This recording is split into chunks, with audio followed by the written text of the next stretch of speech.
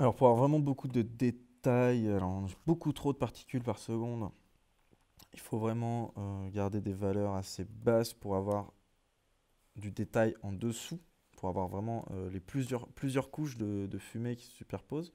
Donc sinon, là, en fait, on voit très vite qu'on superpose tellement de couches de fumée qu'il n'y a aucune possibilité pour le shadowlet d'exercer toute sa puissance.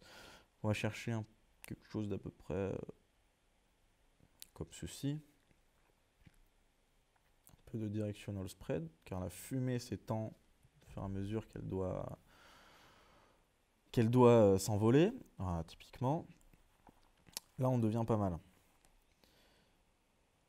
On retourne dans notre shading. Donc là, on peut vraiment gérer toute notre fumée. On va augmenter un peu la taille. Un peu moins de distance. Et vous avez le placement aussi. De base, il est en auto. Mais vous pouvez placer toujours devant ou toujours derrière votre ombre. Ou la projeter. Projeter étant le plus réaliste.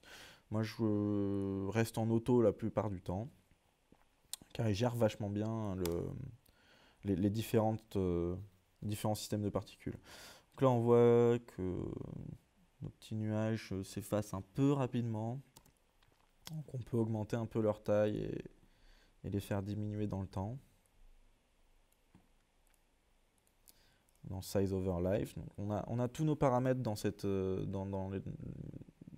box qui correspondent à notre effect builder. Un preset. On peut venir peindre aussi.